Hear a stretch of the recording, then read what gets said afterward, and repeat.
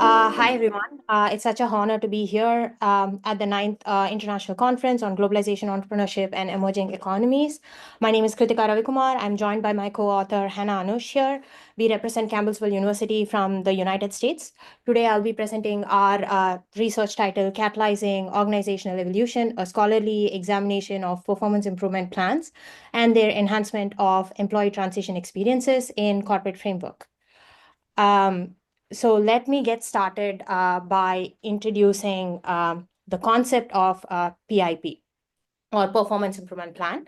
A performance improvement plan is a structured process to address and improve employee performances, setting clear goals, steps, and timelines. Historically, PIPs have been seen as a punitive tool, often associated with termination. However, in this research, we explore the transformative potential of PIPs as a developmental tool and that fosters employee growth and align individual contributions within organizational objectives. Next slide. We will dive into the framework that guided our research and analysis of PIP. So this diagram basically represents the structured framework for improving the performance of employees within an organization. It emphasizes a cyclic process of understanding, addressing, and managing performance gaps while considering the institutional context and stakeholder involvement. So let's get started with each of the elements, which would be starting with considering the institutional context. This section highlights the importance of understanding the organizational environment before addressing the process or performance gap. It has like 5 key elements, including mission, which is the purpose or overarching goals of the organization. Goals are the specific objectives that the organization aims to achieve. Strategies are the plans and actions undertaken to meet the goals. Culture is basically the shared values, behaviors, and practices within the organization. And the client and community perspective is input and expectations from the broader community and stakeholders. This sets a foundation for defining what a desired performance should look like. The next stage would be the process of defining desired performance. This steps involves clearly articulating the performance expectations or standards for individuals, teams, or the organization as a whole. It basically answers questions like what level of performance is needed to achieve the organizational goals. Clearly defining this allows the identification of gaps. 5 minutes, please. Yeah. 5 minutes, please. Between actual and expected performance. The next one would be the actual performance itself, where we describe the current performance, what's the difference between the current performance and the desired performance. Managers use performance reviews, surveys, and metrics to assess this. Next, we'll go about finding the root cause on like why there is a gap. This involves analyzing systematic issues, insufficient training, unclear expectations. This also includes examining external factors that may be impacting performance. The next step would be selecting interventions, basically selecting the right fit for the analyzed root cause. This can answer question on what can be done to close the performance gap. Next, we would actually implement the selected process to work on the performance improvement of the employee. This ensures alignment with institutional goals and culture. The next would be monitoring and evaluating the process. So we have a process in place right now, but we have to make sure that is effective and efficient to make sure the employee actually successfully completes it, right?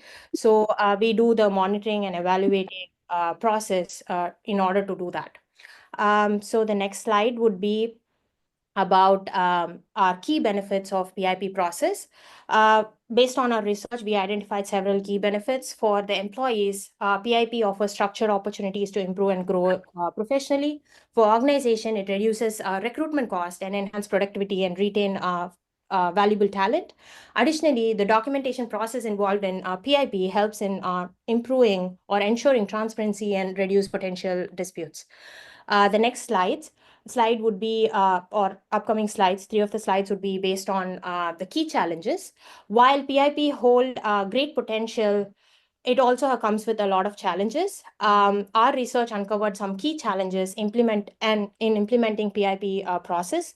It would be negative perception, lack of procedural fairness, insufficient managerial support, inadequate feedback mechanism, limited focus on employee. Can you move to the next slide, please? Limited focus on employee involvement, resource constraint. And the next slide also continues to explain the key challenges, which would be misalignment with organizational goals and high attrition rate.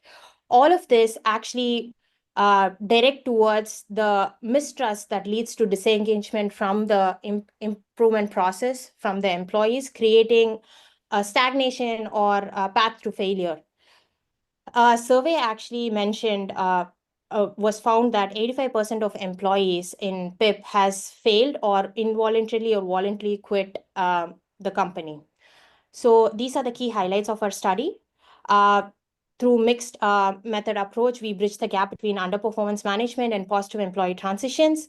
Our study identified critical challenges, including procedural fairness, managerial support, and resource constraints. By emphasizing employee-centric solutions such as collaborative goal setting, would help to demonstrate how PIP process can become a catalyst for long-term success. The next slide would be our results. This represents the graph with the mean scores across various categories, highlighting the areas of strength and those requiring improvements. The next 1 minute, please. Yeah, the next slide actually explains the different metrics from our findings, which would be influence and control, actually shows a moderate level of employee involvement, whereas procedural fairness shows a low score of 2.9, highlighting inconsistencies in how PIP is applied. The next slide would actually provide the limitations of this. The study we conducted has any research has limitations, and we acknowledge that. The study has been conducted in a single organization, which basically limits its generosity. Additionally, the absence of data from multiple sectors means we couldn't account for contextual differences. And the cross-sectional design precludes that establishing causally between PIP and their long-term impacts on transitions or organizational effectiveness. Next slide would be our recommendation, which is reframing PIP as a development tool, providing or equipping managers with training to deliver consistent support, strengthen to basically establish robust feedback mechanisms, regular checkups, etc., and basically allocate sufficient time and resources to ensure PIP process is a success and not failure, and monitor continuously. This should be part of any work environment where you're able to monitor the progress of employees continuously. It shouldn't be a one-time thing and done. Next would be our conclusion slide, which is basically to conclude.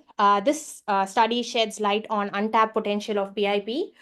We explored how PIP can facilitate employee transitions and enhance organizational outcomes by addressing the challenges like negative perceptions, procedural fairness, and resource constraint. We identified actionable strategies for improvement, and our findings emphasize that need for transparency and consistent feedback and active employee involvement. So as organizations navigate increasing complexities in workforce management, these insights provide a roadmap for turning PIP into a tool for sustainable growth and employee satisfaction. Thank you.